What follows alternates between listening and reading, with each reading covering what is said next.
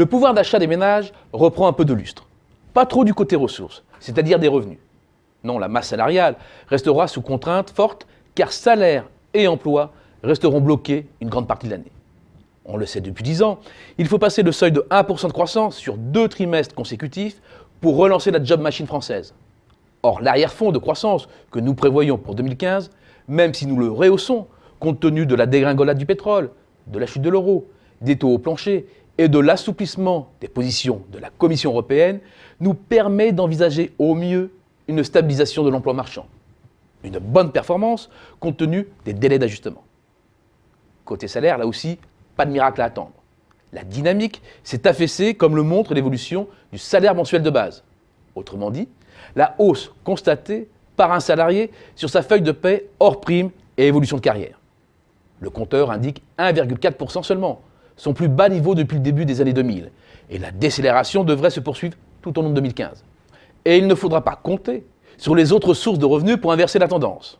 Entre le gel des pensions retraite prolongé jusqu'au 1er octobre prochain, la modulation des prestations familiales, etc., toutes les ressources des ménages resteront sous forte pression en 2015.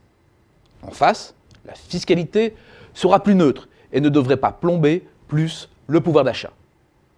Le bilan d'ensemble reste donc teinté de gris pour les ressources. En revanche, côté dépenses, les couleurs reviennent grâce à la baisse prolongée du prix du pétrole. Cela fait maintenant plus de 7 mois que le cours du brut dégringole. Et même en intégrant la chute de l'euro face au dollar, le recul atteint plus de 50% par rapport au dernier point haut.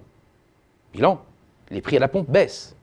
Ils sont passés pour un litre de Super 95 de 1,54 € fin juin à 1,26 environ, moins 18%.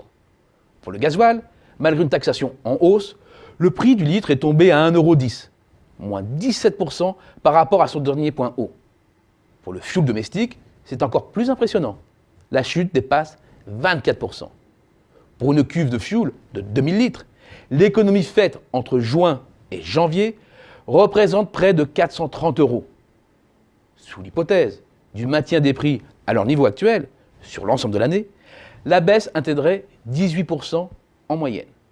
Sur un poste qui pèse près de 50 milliards d'euros, l'économie approche les 9 milliards d'euros.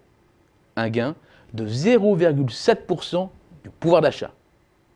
À cela, il faut ajouter l'effet de diffusion de cette baisse sur les autres produits qui l'emportera probablement sur le renchérissement des prix des biens importés, liés à la chute de l'euro. Dans un contexte de faible croissance, il est probable que les exportateurs étrangers rogneront leurs marges et reporteront la baisse du prix de leurs intrants. Cela libère du pouvoir d'achat pour d'autres dépenses. Et c'est peut-être pourquoi, contre toute attente, le climat des affaires a brutalement rebondi dans le commerce de détail et d'automobile et est repassé au-dessus de sa moyenne de long terme.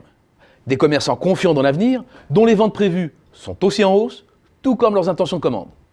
Un coup de pouce bienvenu, apte à faire décoller la consommation et arracher véritablement l'économie française de la stagnation.